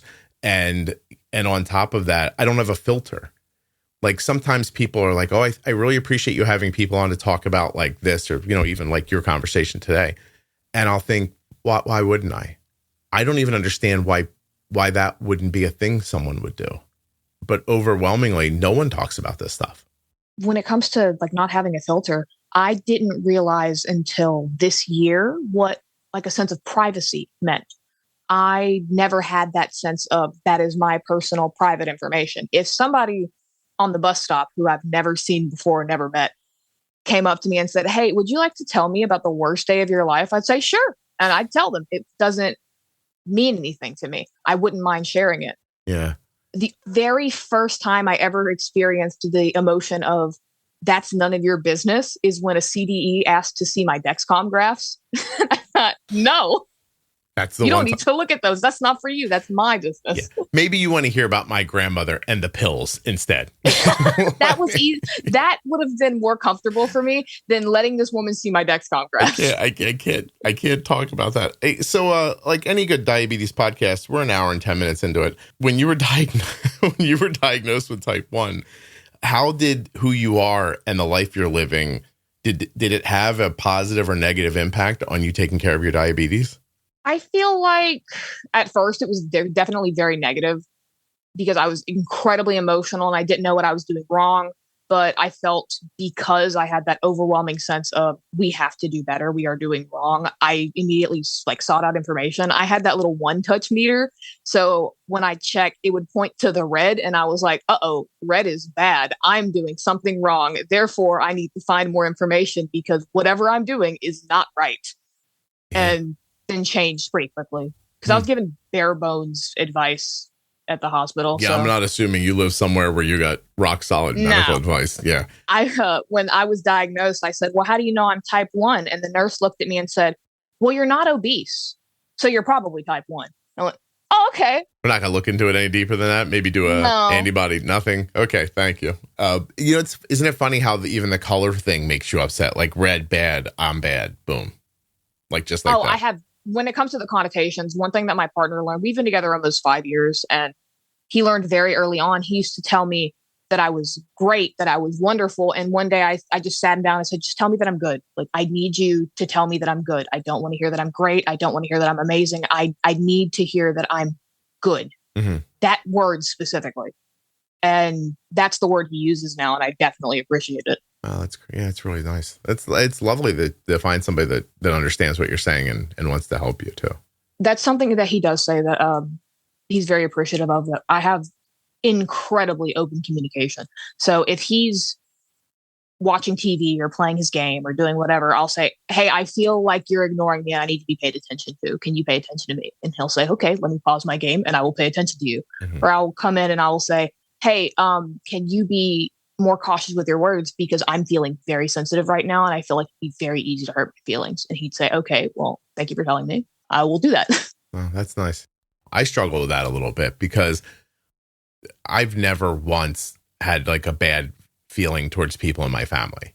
Like, you know what I mean? Like people come and, you know, they have good days and bad days, whether they're your kids or your wife or, you know, your parents or something like that. I'm just very accepting of the idea that like, you're not doing well today or you are or whatever. And I don't judge people like that. Because of that, I'm always at the same level. Like I I try really hard and I'm better at it as I get older. But when I was younger, I was never good at it. Taking into account how I impacted other people. Like it's that, I don't know how to explain this other than if we're all good, then it wouldn't matter if we were all good and happy because we'd all be in that space. But if one person's feeling badly and you don't realize it, even just you being upbeat can be difficult for them. I don't know if that makes sense or not. Oh, no, it does. Yeah, I understand what you're saying. Yeah, like everybody's not always the same volume all the time. And sometimes you're just like overwhelmingly positive, like, yay, couldn't feel like shitty to them. And I use a lot of humor in my life. And so not everybody's always up for that. And I didn't know that when I was younger. I think ironically, that misunderstanding for me, I think that comes from a lack of self-confidence in a weird way. And I'll explain it like this. I used to think if I was good at something, then it must be something everyone was good at. Because I couldn't imagine being excellent at something, if that makes sense. And I actually think that comes from like my upbringing, but also I grew up a fat kid. And I think that's part of it, honestly. Like I just never, if I was good at something, I assumed everyone was good at it. And that's not true. You know, like there are things I'm good at that other people aren't good at. But I had a lot of trouble giving myself credit for it. So that mindset also made me feel like if this is how I feel, this is how everyone else must feel. Does that make sense? I definitely, from a different perspective, obviously, but the concept of I feel this way, therefore everyone else must, I also have a hard time separating myself from that. Mm-hmm. I'll often turn to my partner and I'll say, hey, is a phrase that's pretty often, is this a person thing or a TV thing? And I'll describe a situation or an emotion and is that something that real people do? Or is that just something they do on TV? Because I don't know. Oh, I wonder how many people try to mimic what they saw on television growing up too. Like of happiness. Like this must be what happy people do. Or this must be what like close families do, or people who don't yell at each other. Like, you know what I mean? Like that's why it's probably why Michael J. Fox is so like famous, because he was on that TV show where, you know, everybody was smiling and happy. And you're like, oh, there must be families like this out there. I'm sure there's not many of them. And probably if you lived in it, you'd be like, this is a weird Stepford Wives thing. Like you'd be like, I don't think this is normal. I don't expect anybody to be perfect. And I don't expect that anyone listening has a perfect life. But your stuff is like extra. You know what I mean? I'd say it's challenging for sure. Yeah. But I also don't think it's uncommon. It's just extra. Oh, I've met plenty of people with very similar stories to me. Some people who I'd say went through abuse to like a more direct and severe degree. And it's just, and even with like my siblings, we were in very similar situations and we all turned out different and similar. So we all turned out with substance abuse issues. There's not a single one of my siblings that isn't currently or in the past like had some sort of addiction. Mm-hmm. And It's just like, oh, I wonder where we got that from. But one thing that is really frustrating when explaining this to people is people think that if you're aware of an issue, that fixes it. And that's not always the case. Like, No. I can know this is a problem and I can know why I'm like this, or I can know why I do this, but that does not stop it from being a problem. And that does not help me in making it be a non-issue. But people think because you're self-aware that, oh, you're halfway there. Well, I've been halfway there my entire life. So where's the other half? Right. No, that is more of a upper middle class white lady idea. The like, oh, I've given it voice. And so, and you know, and by the way, like, that does work for some things, for some people. It's not to be made fun of. It's just not an across the board fix for something. You can't just go, I'm a meth head. Oh, now that I've said it out loud, I guess that'll go away. Like that's not how that's going to work like that. But if you're, trying to deal with, like, I get anxious in, like, my shopping center parking lot, there's where that works for you pretty, like that kind of idea. And again, I've given voice to things in my life that have helped me. And I do think it's a valuable starting point, but if it's not going to work for everybody, I think you're 100% right. I don't know. It's, things are complicated. That I know for sure. And humanity is the most complicated thing. And, just how someone treating you poorly as a child can just f your entire existence up, or put you in a situation where you're constantly battling to get out of a problem, to the point where you're in middle school thinking, like, maybe if I was dead, this would be better. Like, that almost feels like somebody willfully putting you in that situation. But then you go and look at them and their situation, how they grew up, and you realize they're just a victim of the thing that came before them, just like you are, which doesn't help you. But, I don't know. It should give you a highlight into how to get out of it. But I think you don't get out of it. I think you get other people out of it, if that makes sense. I think that does. It's just, I wanted to help my sister. I wanted to help my brother, because I do think they could escape it if they wanted to, but they don't want to. And I have offered help for them, but I made it very clear that I'm not willing to sacrifice my peace to help them. Mm-hmm. That I can't hurt myself further just because I want them to be better. So you think they can get out of it, but do you think you can get out of it? I think I am the most stable out of everyone in my family. I think in terms of who is doing well, I am the shining example. I'm working, I'm in school, I'm in clinicals, I'm doing everything I can. I am not currently drinking. I quit smoking in January. I'm taking good care of my health. I'm doing things that I'm supposed to be well. Are you becoming a nurse? I'm going into respiratory therapy. Respiratory therapy. Okay. I just heard you say clinicals. That's really wonderful. Good for you, Sarah. That's fantastic. Mm-hmm. Yeah, no, I'm tired. I'm working 7 days a week, so I'm not really sleeping much. Yeah, we're going to want you to get some sleep. But no, I mean, I agree with you. Like, it feels to me like somebody dug a hole, then went in the hole, dug another hole, then dug 4 more holes, then threw your ass in it when you were 2 years old and said, see if you can go find the sunlight. And you're actually getting there. You absolutely could be one of those people that I've spoken to in the past, because you're 26 and you're young, even though you probably feel like you're 100 because of the shit you've been through. But I've talked to plenty of people who are 50 and 60 years old, who, when they're telling their life story, tell stories like yours from when they were 10, 12, 15, 20 or something like that. And when they're 60, it's a distant memory and just a part of their puzzle at that point. And they don't live in the turmoil that they lived in back when they were telling those stories. So to me, for my money, like, I don't know how it's going to go for you, but the only way to find out and have a real chance at success and happiness is to keep going. Like, that to me is like, you could get to a place in your life one day where you look back on all that and say, those are the things that made me the person I am today, and I like who I am.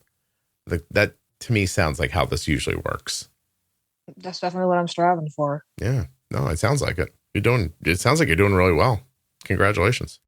The no drinking thing even is a big deal. It's a big leap. I'm definitely one of those people that thinks that if you can't have one beer, then your whole life is still being controlled by alcohol.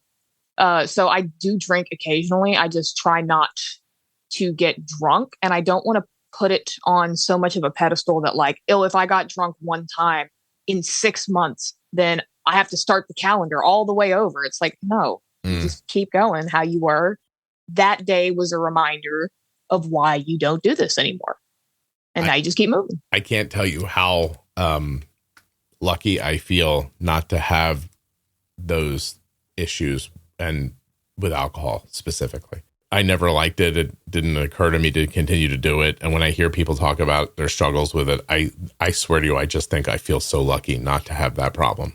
Those thoughts that you have to have, I've never considered it. And I don't know who to be thankful to for that, but it just sounds like it's a lot of work, you know, and a lot of, I don't know what the word is really, but just struggle. It's just crazy, you know, really is.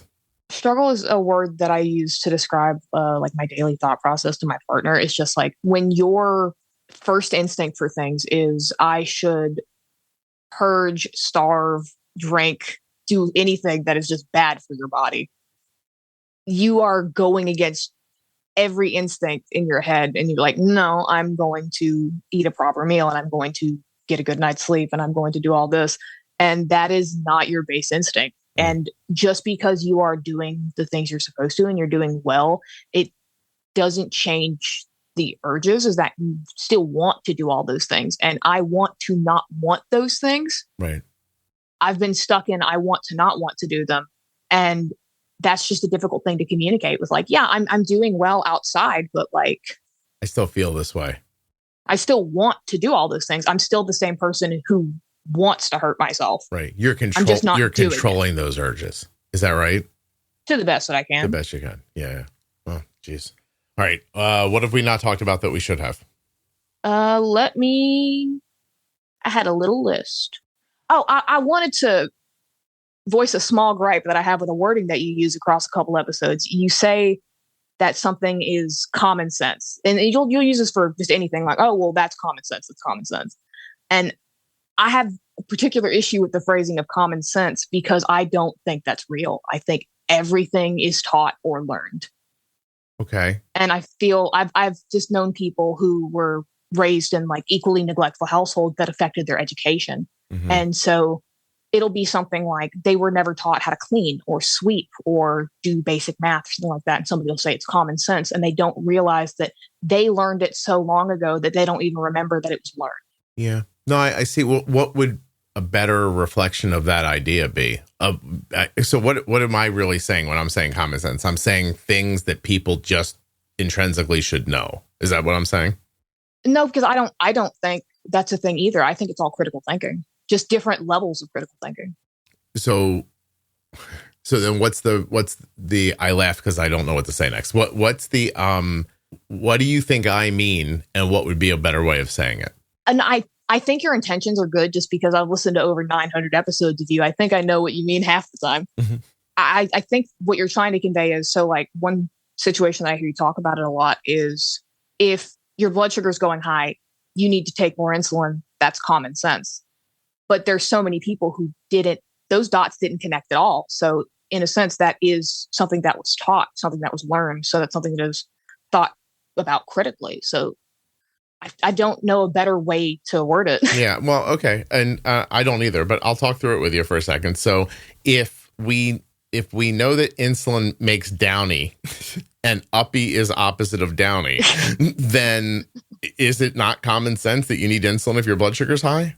Not when you go back and realize that up and down are learned concepts too. Oh, what the hell am I supposed to say? What, we should all just jump in a fire? Like, I don't know what like, I mean, at some point. So I guess what I mean is, I've never thought about this, but I'll talk it through. There needs to be a base level of critical thinking, right? That happens in a split second. Like, so critical thinking that doesn't take years and months of you sitting down and breaking things down and like pulling it apart, but just this happens, that happens. I'm driving a car and something comes at me. My foot moves towards the brake. It's kind of, it's not thought about, but that's the idea. I mean, this is the common next step to take. The obvious next step to take. You drop a lot of coffee mugs. you should probably get metal coffee mugs. That would be common sense. You could stop yourself from having that experience of dropping and breaking a coffee mug by just getting a metal mug. See, I did the metal ones. I actually dented them and I caused them to leak. So it wasn't much of a difference. I'm very clumsy. Sarah, are you fucking throwing them at the floor? Or are you dropping them? I have unknown arthritis. I drop things. It's okay. Okay. So yeah, I mean, you're not wrong. If a person's brought up in a terrible enough situation and gets absolutely no direction whatsoever, and they live in a filthy house their entire life, it may never occur to them to clean their house. But I didn't grow up in a clean house, and I am very careful to clean my house. But I didn't want my kids to grow up in a house that wasn't clean, because I wanted them to expect that they deserve to live in a clean place. I get what you're saying. It's just, and this was just a small gripe. I'm not trying to attack who you are. You seem like a fan, Sarah. I don't feel attacked. Don't worry about it. By the way, I keep wondering when someone's going to come on and really come after me, but it hasn't happened yet. Well, I'm sorry. That's my biggest gripe that I have with you. And that's just my own personal thing with that little nitpicky phrase. Okay, that was it. It's like it. That's my only thing about you. Well, then I'm pretty great. That's what I'm hearing. For you, at least. All right. Well, I don't know what else to say. And you didn't offer any suggestions, by the way. So I don't know what to do. I don't know a resolution. I can only identify a problem. That is part of the issue with my life, Scott. Mm-hmm. I'm very good at pointing out what's wrong. Leave me alone. But I don't know how to fix anything. I don't know what to do next. Well, you do. You're keeping going. That is of real value. I'm moving. I'm trying. And there's also, listen, there's a reasonable argument to be made that says that for many people, getting back to whatever like normal would have been for them if they had not been impacted by all these other people and things around them, maybe it's not possible. You know, maybe it's not, or maybe it is. Like, it's why I said something crazy. Like, what if you just moved out into the middle of nowhere and just started over again? Like, you know, could you just go, okay, none of the things or problems that I had before are here, and I'm just gonna reset myself. But you think they'd come back to you because those things are in your mind. Then they're not physical impacts or human impacts. I mean, I don't know. Like, I don't want to be like a downer. Like, you ever hear me talk to Erica on some of the episodes? Mm-hmm. And she'll go through like all of the like, you know, very modern and best practices around people's mental health. And sometimes I get to the end and I'm like, oh my God, I feel like none of that's going to help anything. Like I have such a, like, it's all great and it's worth a try. And I see that it's helped people, but I still think like, oh, it can't possibly help everybody. Once you have the fifth therapist say, well, have you tried journaling? Yes, ma'am. Yes, I have. Have I tried journaling? Have you tried yoga? Uh-huh. I have a whole journal that says my therapist is a twat. It's just, I keep writing it over and over again. There's a word I never use, by the way. That was me being like I was writing a story for some reason. And just like, you know, like, how would that help me? How the hell is that going to help me? It's spitballing at that point. Like, I think like much like regular physical health concerns, mental health concerns can be that way too. Like, just, you know, let's just try things and see what helps. And maybe we'll find it and maybe we won't. And I think that when someone says, have you tried journaling? Have you tried doing this? I think they're doing the same thing. Like, try this and see what happens. You know, like, maybe this will help. Like, who the hell knows? Like, I don't want you, like, by the way, I don't want you getting lost down a K-hole, but I don't know that ketamine won't help you. And I don't know that, you know, you don't have like trauma that you couldn't get rid of with psilocybin therapy. Like, I have no idea. But, you know, I can tell you that 70, 80 years ago, if you had these, like, if you said these things out loud, there are doctors that would try to shock your brain. Oh, no, my grandmother had ECT. Oh, yeah. Somebody you had to have in your life. If ECT didn't have such common effect of like memory loss, and I'm worried about, there are so few memories that I consider to be like positive that I do want to hold on to. I'm worried that if I went through with ECT, those would be the ones I'd lose and I'd keep everything else. I think that's the only reason that's holding me back. I like what stops you. You're like, you know, I'm just going to lose the good stuff and keep the bad stuff if I do that. Oh my God. Well, Scott, when my second house burned down, I thought, why did I think this couldn't happen twice? Isn't it weird? Like how things like, do you know how your home's burnt down? Both electrical fires. I have bad wiring, old houses.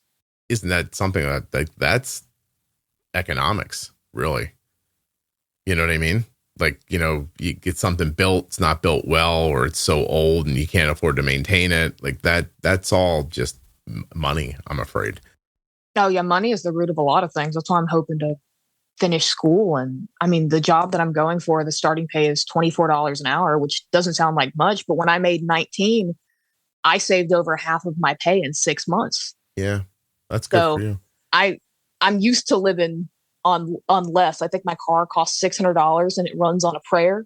And my home the power goes out every time it rains. And I think a strong wind could knock it down, but we're here for now. You're getting there. Yeah. My son has his first job out of college and it's a 1-year stint. He's 10 months into it and he saved an impressive amount of money. And I know that he did that because he's not making a lot. And I know that he did that by limiting himself. And he talked to me about how at the end of the week, he opens up his bank account and he looks and he goes, okay, I spent more money than I should have this week. Where did I do that? And then he adjusts himself and he cooks his own meals and prepares his lunches and stuff like that to save money. And it, again, so it's interesting. Like here, I think that's common sense. He got to work. He saw a bunch of young people who were just ordering like Grubhub every day at lunch. And he sat there and went, they just paid $25 for lunch. We only make this much an hour. They just gave away this portion of their day. I'm not going to do that. And then he didn't. And he steadfastly stuck to it. And when he told me that, I thought, oh, that's good. That's common sense. But what you're saying is that somehow, some way we taught him that.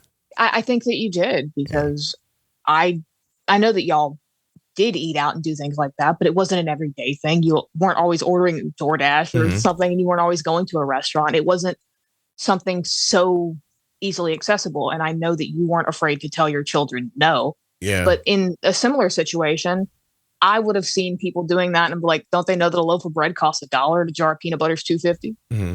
Yeah, no, right. Yeah. But I grew up, my parents were terrible with money. They were broke and they didn't know how to manage what they had.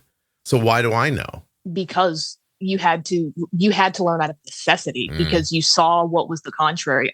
Teaching yourself is still learning. Sarah, I think I have something though that is unusual in my situation. So let me say this. If there's some level of intellect that leads you to make decisions, and those decisions lead you down paths, right? And a better decision early on would have led you down a different path. Not to say that everybody has access to those better decisions, but I'm saying that there are some people who are more intellectually challenged than others. And so therefore their decision-making process is more questionable. I grew up with people like that. Mother, father, not brain surgeons, okay? And didn't come from any kind of money. And then they were put in a bad situation. They made more bad decisions. It led down more bad paths. How come I didn't have that happen to me as an adult? I'm adopted. I'm not them.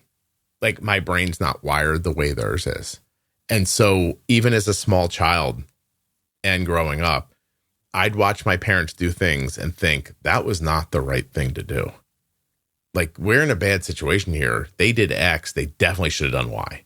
And then I'd watch it go bad and I'd go, okay, I was right about that.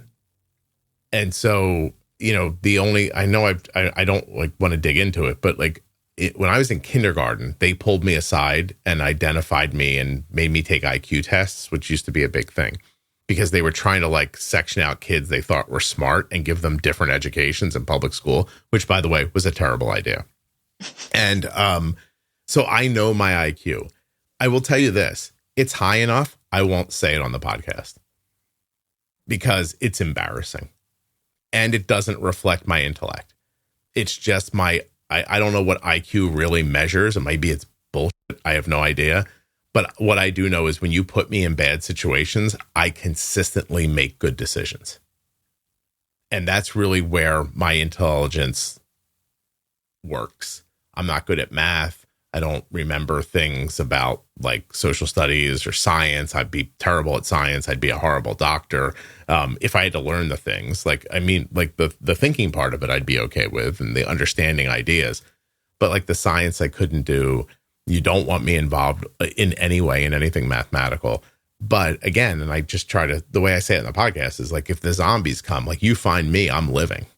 Like I'll be okay when it's over. I'll be the lady that has the zombies on a leash and they're out there killing people for me like guard dogs or whatever happened in that TV show.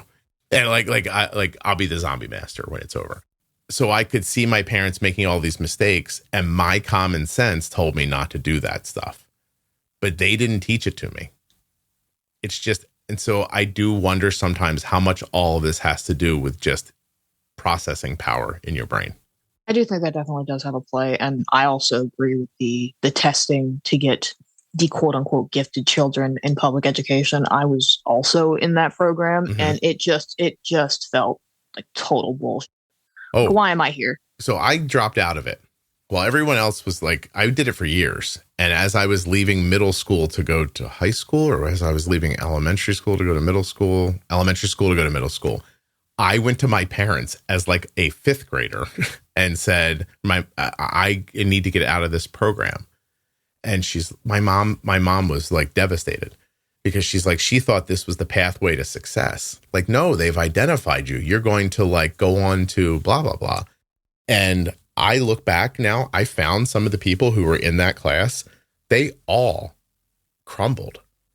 Like the pressure that they put on those kids from like a young age to be terrific, it didn't do well for most of them.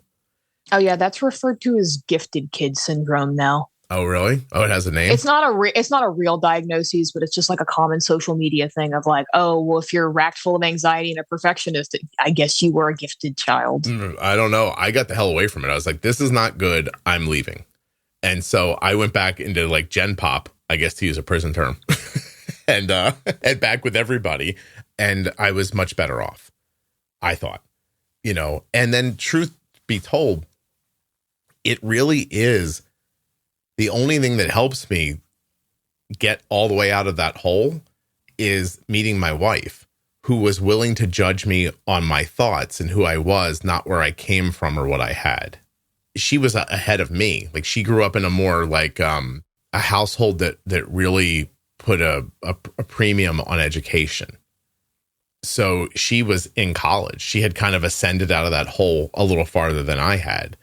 And she was willing to like stand shoulder to shoulder with me in public and say, this is my boyfriend, even though like socially I didn't belong with her, if that makes sense. And so like, to the naked eye.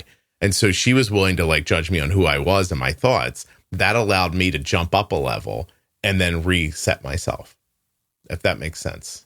It might sound like bullshit to you. I have no idea, but that's how I see it. No, it doesn't sound like bullshit. Yeah. It's from a different perspective. I changed a lot about how I care for myself and how I act for my partner, because when I got into this relationship, I said, okay, if I'm really going to take this seriously, I don't think a healthy relationship, a calm and loving home, is one where when she gets too stressed out, she hits her head on the wall sometimes and downs a fifth of Morgan. So maybe we don't want to do that. So I stopped drinking when we moved in together, and I started bettering myself in the extent that I could. And I'm not saying that I've always done it perfectly, but I do what I can to care for myself, mostly in motivation of not wanting to be the person that harms somebody else. I do think I'd be in a completely different situation without him, because I wouldn't have the motivation to be doing better. Mm-hmm. No, I understand. I have to tell you that talking to you and conversations like this one makes me want to stay alive for 50 more years and put you on the books for another conversation like 20 years from now. I want to be like, hey, let's get you set up for 2043 and do another podcast, because I think you're going to be in a great place. And sadly, I'll be dead, so I won't know. But will I be dead? You don't in 20 give yourself years? Another 50 years?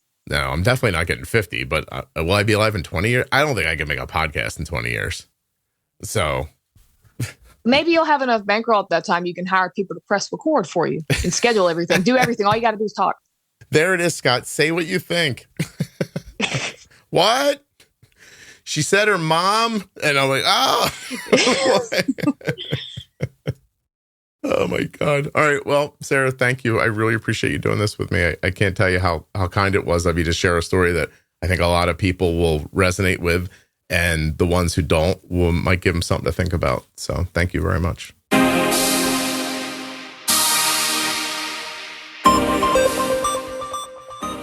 Jalen is an incredible example of what so many experience living with diabetes. You show up for yourself and others every day, never letting diabetes define you. And that is what the Medtronic Champion community is all about. Each of us is strong, and together we're even stronger. To hear more stories from the Medtronic Champion community or to share your own story, visit medtronicdiabetes.com/juicebox and look out online for the hashtag Medtronic Champion. A huge thanks to Touched by Type 1 for sponsoring this episode of the Juicebox Podcast. Check them out on their website, touchedbytype1.org, or on Facebook and Instagram. A huge thank you to one of today's sponsors, Gvoke Glucagon. Find out more about Gvoke HypoPen at gvokeglucagon.com/juicebox. You spell that GVOKEGLUCAGON.com/juicebox. If you're not already subscribed or following in your favorite audio app, please take the time now to do that. It really helps the show. And get those automatic downloads set up so you never miss an episode. Thank you so much for listening. I'll be back very soon with another episode of the Juicebox Podcast.